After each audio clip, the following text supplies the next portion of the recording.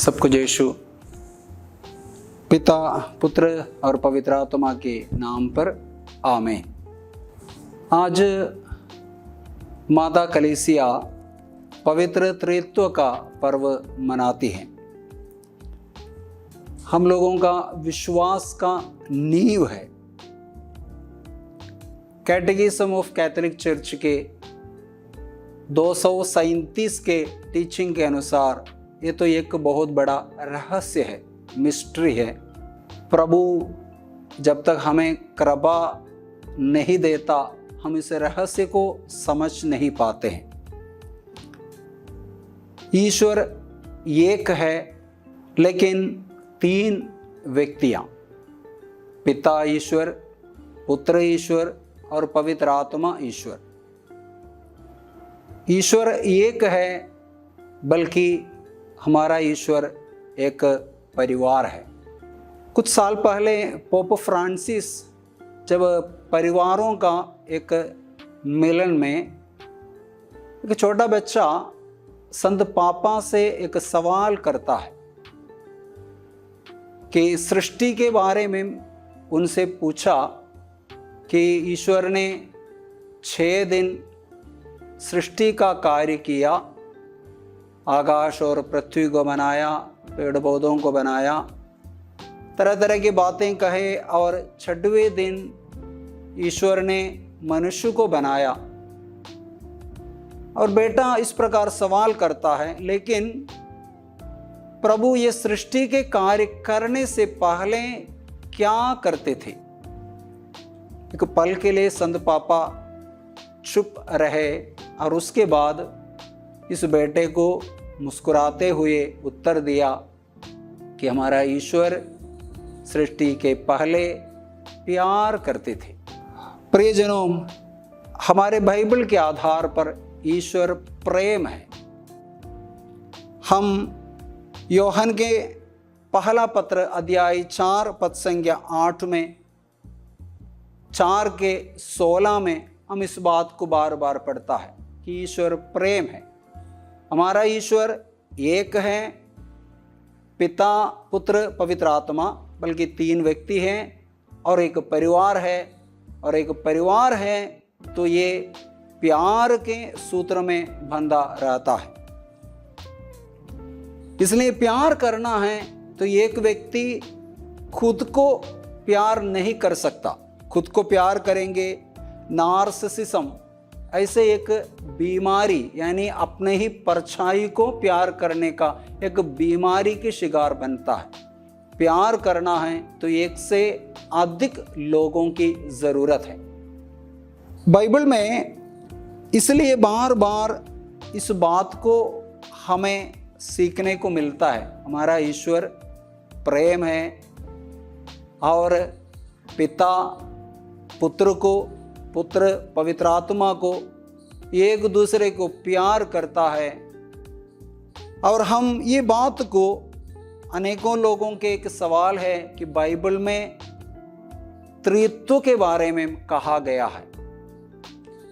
अनेकों ऐसे वचन हैं जहां पर बाइबल में साफ साफ हमें त्रित्व के बारे में, इस रहस्य के बारे में हमें शिक्षा मिलती है।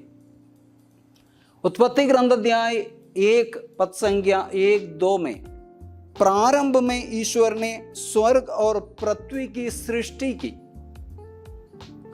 और अगला वचन में हम ऐसे पढ़ते हैं कि ईश्वर की आत्मा सागर पर विचरता था और प्रभु ने कहा प्रकाश हो जाए, प्रकाश हो गया।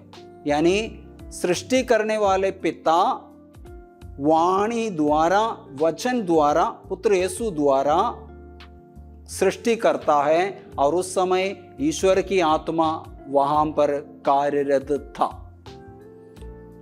उत्पत्ति ग्रंथ अध्याय 1 पद संख्या 26 में ईश्वर ने कहा, हम मनुष्य को अपना प्रतिरूप बनाए, वह हमारे सदृश हो।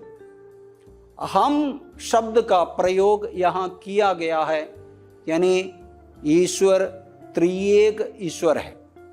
अध्याय 11 जब बाबुल की मीनार को सर्वनाश करने के बारे में उनके बीच में जब उनका बाबुल के मीनार बनवाने के समय पर प्रभु ईश्वर इस प्रकार का था, आइए हम उनके भाषा में उलझन पैदा करें। अध्याय 18 में त्रिएक ईश्वर इब्राहिम से मिलने के लिए जाने के बारे में हम पढ़ते हैं। अनेकों ऐसे घटनाएं, ऐसे वचन पुराने विधान में पवित्र त्रित्व के बारे में बताते हैं। नया विधान में जैसे हम आते हैं, योहन का सुसमाचार अध्याय 1 पद संज्ञा 1 में, आदि में शब्द था, शब्द ईश्वर के साथ था और शब्द ईश्वर था और शब्द देह धारण करके इस दुनिया में जन्मा। स्वर्गदूत गब्रिएल द्वारा मां मरियम को जैसे संदेश देते हैं, वहां भी त्रिएक ईश्वर का सानिध्य हम देखते हैं। जहां गब्रिएल स्वर्गदूत ईश्वर के ओर से संदेश लेकर जब आते हैं, कहते हैं पवित्र आत्मा तुम पर उतरेगा और सर्वोच्च ईश्वर की शक्ति आप पर पड़ेगा और आप एक पुत्र प्रसव करेगी जिसका नाम इम्मानुएल रखा जाएगा। वहां त्रिएक ईश्वर के बारे में हम पढ़ते हैं। साथ ही साथ यीशु के बपतिस्मा के समय जब यीशु बपतिस्मा ग्रहण कर रहे थे, त्रिएक ईश्वर के सानिध्य हम देखते हैं। स्वर्ग खुल गया और पवित्र आत्मा कबूत के रूप में यीशु पर आकर ठहर जाता है और स्वर्ग से ये वाणी सुनाई दिया, ये मेरा परम प्रिय है। यही बात फिर से हम यीशु के रूपांतरण के समय भी देखता है, जहां यीशु जब रूपांतरित हुआ, स्वर्ग से ये वाणी सुनाई दिया, पिता ईश्वर इस प्रकार कहता है कि ये मेरा परम प्रिय है, इसकी सुनो। और एक बादल छा जाता है और बादल पवित्र आत्मा का प्रतीक है। और यीशु के स्वर्गारोहण से पहले शिष्यों को जो मिशन कार्य की जब जिम्मेदारी सौंपता है, मत्ती के सुसमाचार अध्याय 28 पद संज्ञा 19 में, वहाँ लोगों को पिता, पुत्र और पवित्र आत्मा के नाम पर बपतिस्मा देने के लिए शिष्यों को बताते हैं, उन्हें मिशन कार्य सौंपता है। और पवित्र त्रित्व के बारे में हमें यूहन्ना के सुसमाचार के यीशु के विदाई के प्रवचन प्रभु देता है। अध्याय 14, 15, 16, 17 में वहाँ त्रिएक ईश्वर के बारे में बताते हैं। आज के सुसमाचार में भी यही बात प्रभु बताते हैं, जो कुछ पिता का है वह मेरा है और पिता और मैं एक हूँ।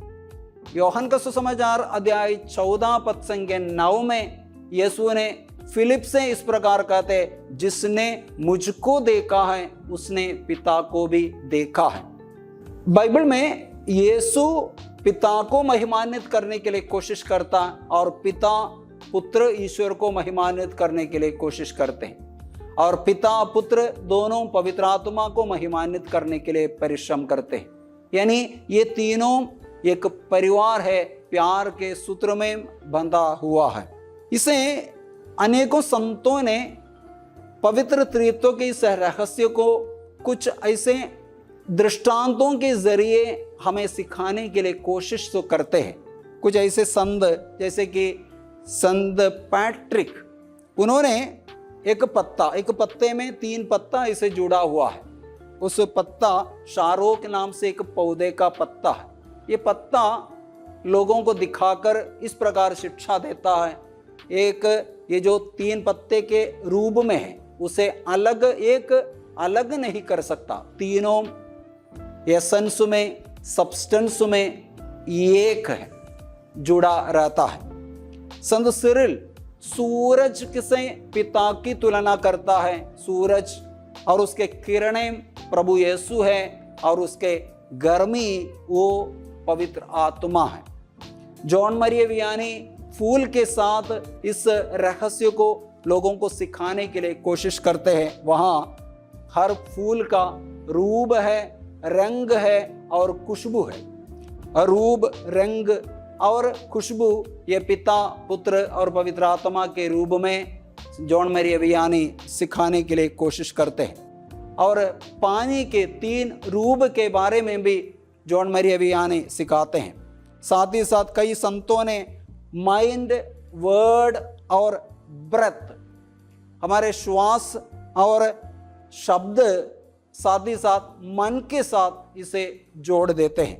लेकिन ये सब दृष्टांत काफ़ी नाजुक है। हम इस बात को गहराई से, मनुष्य की बुद्धि से सोच विचार करके लॉजिकली ये बात स्थापित नहीं कर सकता है। इसके लिए हमें कृपा की जरूरत है। हमारा त्रिएक ईश्वर एक परिवार है, त्रित्व एक परिवार है।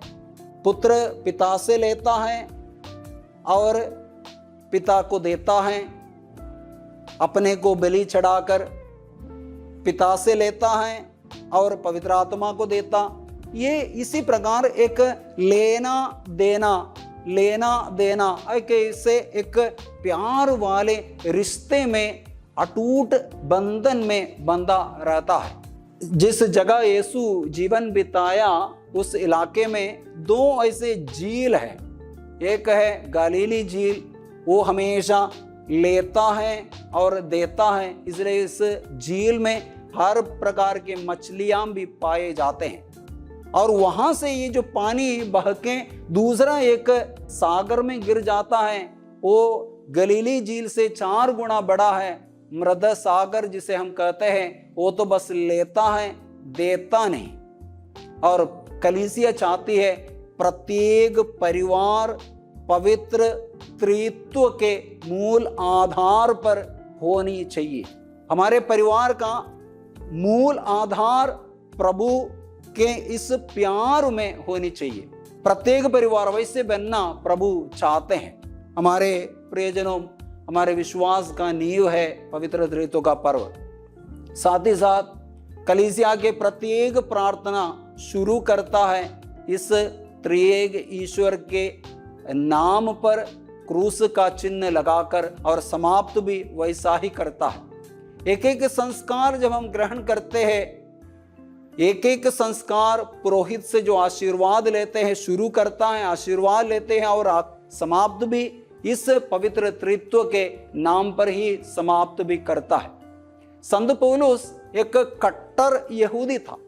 कट्टर यहूदी दिन में 3 बार हमारा एकमात्र ईश्वर है, उसके सिवा कोई नहीं है, सिर्फ उसकी ही आराधना करना है, ऐसे दिन में 3 बार बोलने वाले संत पौलुस, जब उन्हें प्रभु का वो कृपा जब प्राप्त हुआ, तब वह कुरिन्थियों के नाम संत पौलुस का दूसरा पत्र अध्याय 13 पद संख्या 13 में संत पौलुस अपने उस नजरिया को बदलता है जब कृपा मिला, और इस प्रकार कहता है, प्रभु ईसा मसीह का अनुग्रह, ईश्वर का प्रेम तथा पवित्र आत्मा की सहभाग्यता आप सबों को प्राप्त हो।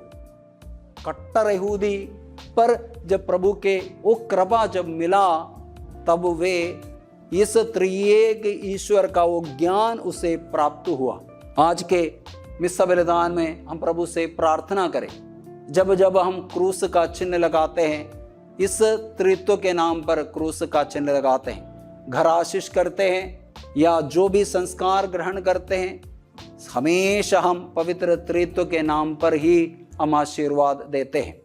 प्रियजनों, हम प्रभु से कृपा मांगे, हमारे प्रत्येक परिवार इस पवित्र त्रित्व जैसा बने, प्यार के सूत्र में बंधे रहकर एक दूसरे को सहयोग देते हुए, एक दूसरे को बढ़ाने के लिए, एक दूसरे को प्यार करते हुए प्रभु को महिमान्वित करने के लिए परिश्रम करें।